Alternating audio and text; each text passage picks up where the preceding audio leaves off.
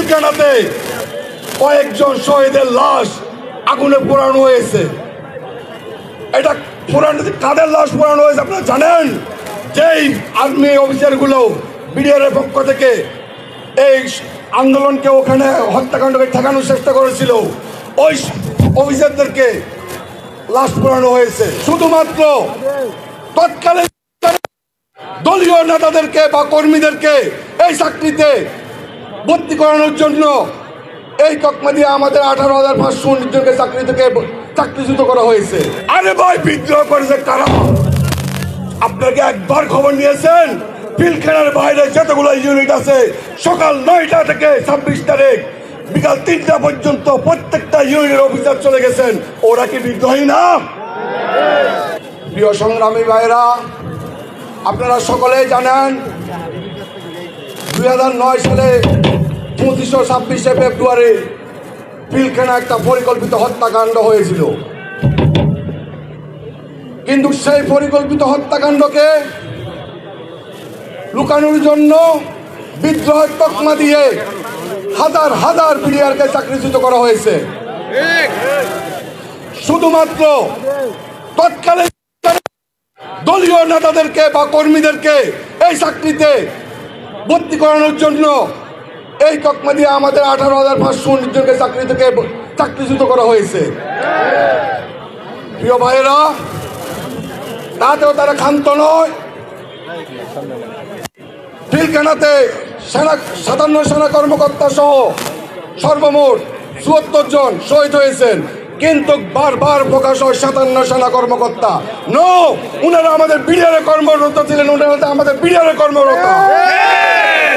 এবং আপনারা আজকে এতক্ষণ পর্যন্ত আর বাকি যে 10 জন শহীদ হয়েছেন সেনা কর্মকর্তা, যাদের নাম বলতে ওদের কোনো নাম আপনারা জানতে পারেন নাই।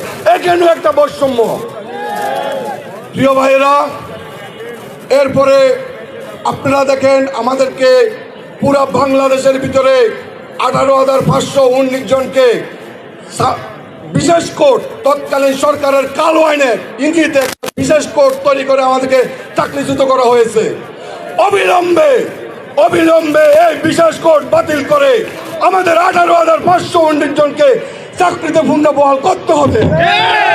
পুনর্বহাল ছাড়া আমরা এই আন্দোলন থেকে উঠবো না। আপনারা আমাদেরকে ভয় দেখাবেন না। আমরা 2009 সালে মৃত্যুবরণ করেছি, আপনারা কিসের ভয় দেখান নতুন করে?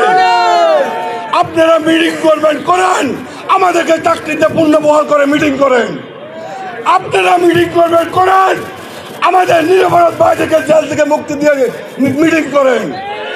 প্রিয় ভাইয়েরা, আপনারা আরো আশ্চর্য হবেন, পিলখানাতে কয়েকজন শহীদের লাশ আগুনে পোড়ানো হয়েছে। এটা কাদের লাশ পোড়ানো হয়েছে আপনারা জানেন?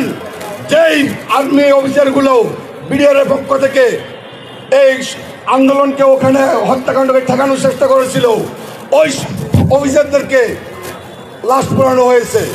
আপনারা স্পষ্টভাবে জানতে পারবেন আমাদের ক্যাপ্টেন, একজন এডিসি ছিলেন, ক্যাপ্টেন কি নাম, তানভীর আহমেদ নূর স্যার, উনার ওয়াইফও আমার এই বক্তব্যটা স্পষ্টভাবে জানিয়েছে।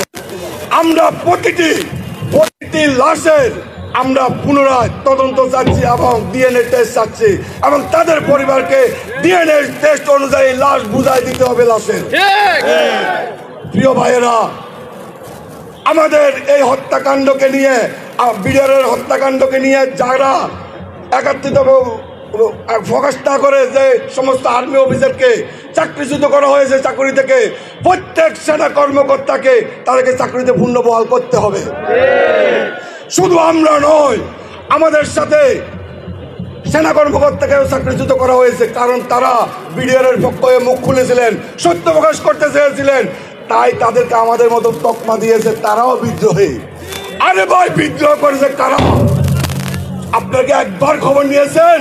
পিলখানার বাইরে যতগুলো ইউনিট আছে সকাল 9টা থেকে 26 তারিখ বিকাল 3টা পর্যন্ত প্রত্যেকটা ইউনিটের অফিসার চলে গেছেন। ওরা কি বিদ্রোহী না? তাহলে আমাদেরকে মিথ্যা যদি বিদ্রোহী সাজাতে হয়, উনাদের বিচার হলো না কেন?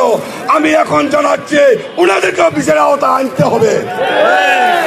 প্রিয় ভাইয়েরা, আমি আর দীর্ঘায়িত করতে চাই না, আমি শুধু এতটুকু বলবো, পুরো বাংলাদেশে 18,519 জনকে বিশেষ করে 54টা স্থাপনায় চাকরিচ্যুত করা হয়েছে। প্রত্যেকে চাকরিতে পূর্ণ বহাল করতে হবে এবং জেলবন্দীদেরকে চাকরি মুক্তি দিতে হবে, আর না হলে আমাদের আন্দোলন চলমান থাকবে। আপনার সেনাবাহিনী, আপনার বিজিবি, আপনার পুলিশ আমাদেরকে ঠেকাতে পারবেন না। আমরা মারা গেছে, পয়জনে রক্ত দেব, তবু আমরা চাকরি বিরোধ এবং জেলবন্দীদের মুক্তি নিয়ে আমরা ঘরে ফিরব।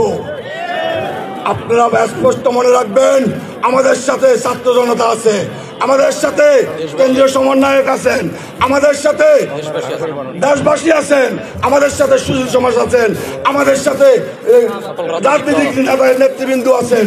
প্রিয় ভাইয়েরা, কেউ ভয় পাবেন না।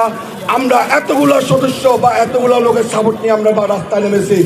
অতএব আমাদের অধিকার যতক্ষণ পর্যন্ত আমরা ফিরে পাবো না, আমরা ঘরে ফিরে যাব না। আমার সাথে মৃত্যুবরণ করতে রাজি কে কে আছেন জীবন উৎসর্গ করতে? আমি এই মুহূর্তে আমার জীবন উৎসর্গ করে দিলাম এই আন্দোলনের জন্য।